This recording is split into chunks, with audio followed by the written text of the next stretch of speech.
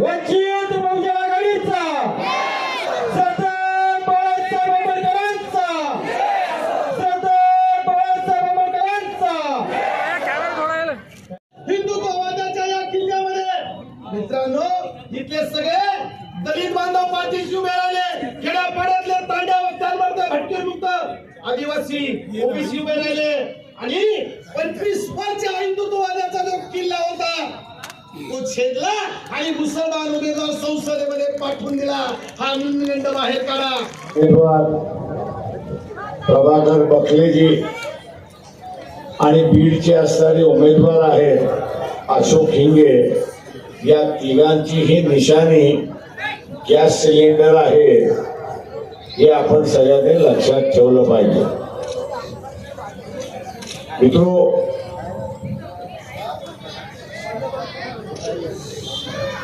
या निवडणुकीमध्ये आपण असताना पाहिलंय, उमेदवार काँग्रेस शिवसेनेचा असेल किंवा भारतीय जनता पक्ष शरद पवार, भारतीय जनता पक्ष अजित पवार आणि एकनाथ शिंदे यांच्या उमेदवार आपण बघितले तर एकाच समाजाचा आहे। औरंगाबाद मधला त्याचा असताना फरक आहे, एवढीच असणारी परिस्थिती आहे। हे नुसते एका समाजाचे नाही तर हे नात्या गोत्याचे आहेत, हे आपण असं लक्षात घ्या। हे सगळे मराठा समाजाचे आहेत, पण तेही श्रीमंत मराठा समाजाचे। जरांगे पाटील यांनी उभा केलेला जो मराठा समाजातला वर्ग आहे त्याच्यामधला एकही उमेदवार दिलेला नाही। सत्ता ही मराठा समाजाच्या नावाने, पण प्रत्यक्षात ही असणारी सत्ता घराणेशाहीच्या हातामध्ये, हे आपण लक्षात घ्या। ही घराणेशाहीच्या हातामध्ये आहे आणि म्हणून मराठवाड्याचा विकास झाला नाही। आपण बोलतो की मराठवाड्याचा विकास झाला पाहिजे, रेल्वेसाठी इथे लढा द्यावा लागला, मीटर गेज पासून ब्रॉड गेज करायला, पण ब्रॉड गेज झाली, पण ब्रॉड गेज सुद्धा सिंगल लाईन झाली, ती डबल लाईन अजून झाली नाही, अशी असणारी परिस्थिती आहे। डबल लाईन करायची झाली असती तर मराठवाड्यामध्ये येण्या जाण्याचा वेळ जो आहे तो अर्धा कमी झाला असता, अशी परिस्थिती आहे। आणि वेळ वाचतो म्हटल्यानंतर उद्योग सुद्धा आले असते, अशी परिस्थिती आहे। मध्यंतरी आपण बघत असाल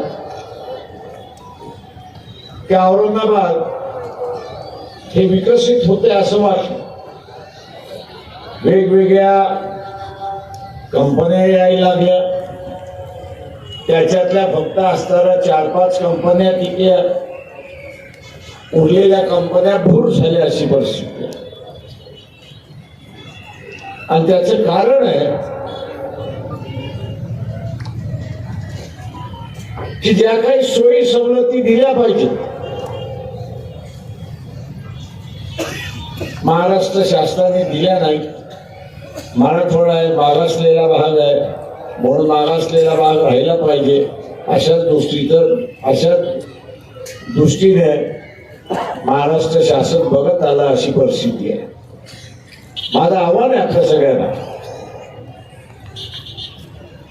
की आपल्याला असणारे हे बदलायचं असेल तर इथं सत्ता परिवर्तनातलं बदल झालं पाहिजे, आणि सत्ता परिवर्तनातला बदल झाला तर मराठवाड्याचा विकास झाल्याशिवाय राहणार नाही, हे आपण लक्षात घ्या। ज्या घराणेशाहीला आपण सत्ता देतोय, ज्या घराणेशाहीला आपण असणारा सत्ता देतोय, ते शरीराचा एक डावा हात आहे आणि एक उजवा हात आहे।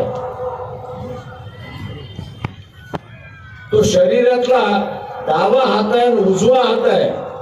सत्ता उजव्या हातात आली काय, डाव्या हातात आली काय, ती शरीराकडेच आली म्हणजे कुटुंबाकडे आली, अशी परिस्थिती आहे. आणि म्हणून आपल्याला या ठिकाणी नाचवण्यात आलं.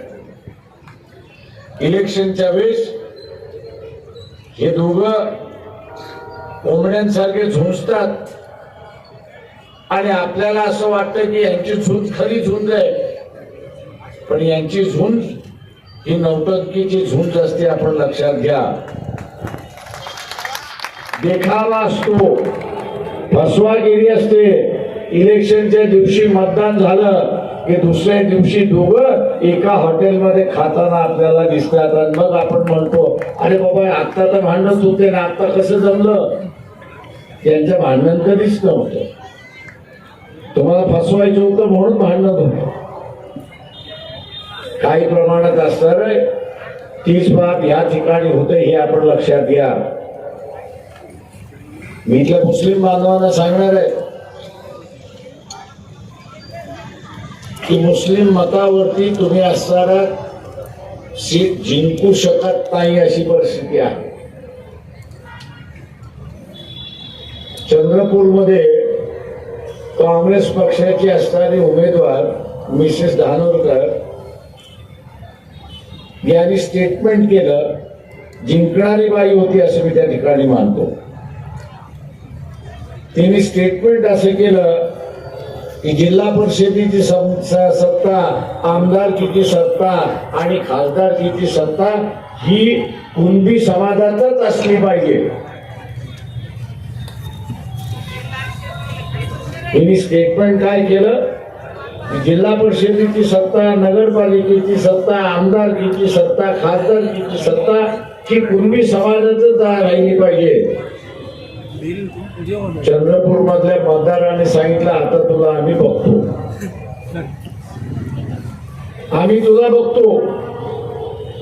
आणि आता चंद्रपूर मधल्या ही सीट तिसऱ्या क्रमांकावरती गेले असे मला लोक त्या ठिकाणी म्हणत होते की फक्त कुणब्यांना मतदान पाहिजे असेल तर कुणब्यांनीच मतदान करावं, आम्ही कुणब्यांच्या विरोधात मतदान करणार, ही भूमिका त्या ठिकाणी झाली. एका समाजावरती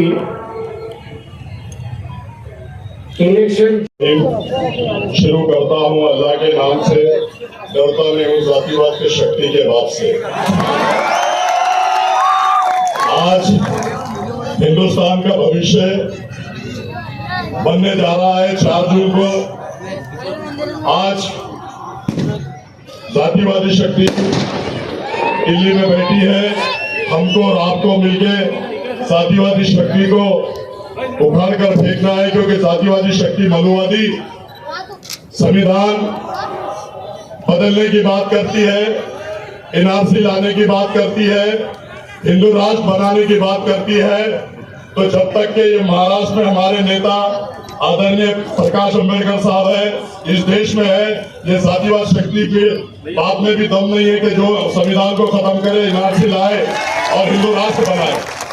आज मैं आप लोगों को बताता चलूं कि आप सबको माननीय आदरणीय प्रकाश अंबेडकर साहब को सुनना है, लेकिन जो ये रूमर्स फैला रहे हैं, जो हवा फैला रहे हैं कि प्रकाश अंबेडकर साहब ने एक मुसलमान के खिलाफ मुसलमान दिया, तो मैं आप लोगों को बता दूं कि पूरी शिद्दत और पूरी ताकत के साथ प्रकाश अंबेडकर साहब का ये सिपाही आप लोगों के सामने बोलता है, पूरी ताकत के साथ बाला साहब मेरे पीछे खड़े हैं, दलित समाज मेरे पीछे खड़ा है, 2 से 2.5 लाख वोट बाला साहब के शुरू होंगे और उनको 1 से 2.5 लाख तक आना पड़ेगा। मैं मुस्लिम भाइयों 25 साल से आप लोगों की खिदमत कर रहा हूँ, आप लोगों के साथ हूँ, हर मसले मसाइल में मैं आप लोगों के साथ आता हूँ। तो आप लोगों को आने वाली 4 तारीख को 13 तारीख को 4 नंबर के बटन को दबा के भारी अक्षर से, मुझे नहीं बाला साहब को आपको ताकत देना है, बाला साहब के साथ सिपाही को ताकत देना है और लोकसभा में जाकर मोदी और अमित शाह की आंखों में आंखें डालकर ये अफसर खान बात करेगा, ऐसा मैं कहता हूँ। दूसरी बात मैं ये बता दूं कि बाला साहब पूरी डंके की चोट पे अफसर खान के पीछे खड़े हैं और डंके की चोट पे अफसर खान औरंगाबाद शहर से और सीधे से चुन के आएगा, डंके की चोट पे आप लोग मुझे साथ देंगे। और ये लोग बोलते हैं तो सुन लो, ये कितने लोगों को कहां गिराते हैं। अभी हैदराबाद की इलेक्शन हुई, 4 उम्मीदवार वहां मुसलमान थे, जिसमें मोहम्मद अजहरुद्दीन जो वर्ल्ड फेमस प्लेयर है उसके सामने मुस्लिम कैंडिडेट दे दिया। शब्बीर अली डिप्टी सीएम, उनके खिलाफ मुस्लिम उम्मीदवार दे दिया, और 2 भाइयों के खिलाफ मुस्लिम उम्मीदवार दे दिया। चारों को गिराने का काम किसने किया? इन लोग ने किया। अरे बाला साहब तो चुना कर लाने के लिए अफसर खान को दिए हैं, और अल्लाह के फजलो करम से आप लोगों को सिर्फ साथ देना है, और बाला साहब मेरे साथ है, दलित समाज मेरे साथ है, और आप लोगों को साथ देके मुझे चुना कर देना है। दूसरी बात मैं आपको बता दूं, मुंबई में आरिफ नसीर खान को 250 वोटों से गिरा दिया गया, बाबा सिद्दीकी को गिरा दिया गया, नवाब मलिक को गिरा दिया गया, फरहान आजमी को गिरा दिया गया। किसने गिराया? इन लोगों ने गिराया। और ये हम इनको वोट करते हैं, हम उनको गिराने के लिए खड़े। अरे हम तो डंके की चोट पे चुन के आने के लिए खड़े। अगर तेरे को गिराना होता तो तू 44 वोटों से आया, 2019 में मैं खड़े रह के तेरे को गिरा देता। लेकिन बाला साहब ने आज मुझ पर विश्वास किया, और बाला साहब ने ऐलान किया नेशनल चैनल पे कि औरंगजेब के शहर से, औरंगाबाद से अगर कोई जीतेगा दूसरी बार तो मुस्लिम उम्मीदवार अफसर खान ही जीतेगा। ये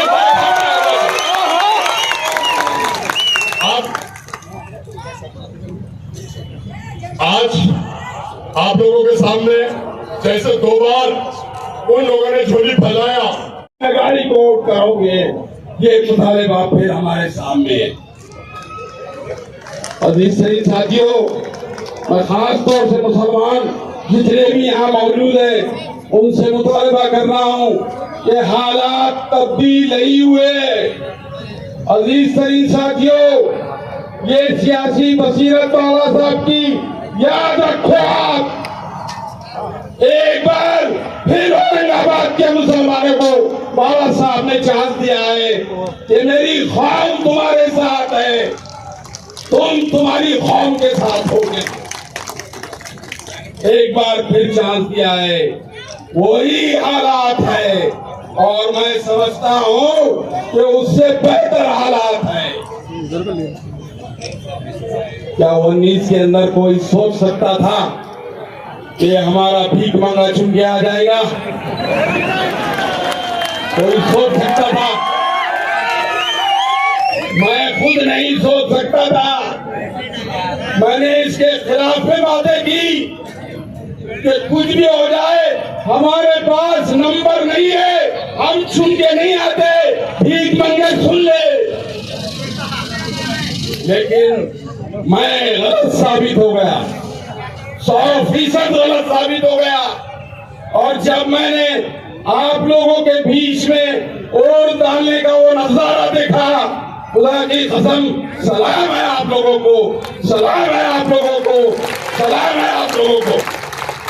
फिर अपनी लीडर की आवाज पे ऐसा लब्बैक कहे आपने, ऐसा लब्बैक कहे कि औरंगाबाद की तारीख बन गई, महाराष्ट्र की तारीख बन गई कि 2 कौमों के वोटों पे एक मेंबर ऑफ पार्लियामेंट चुन के चले गए। अजीज सही साथियों, वही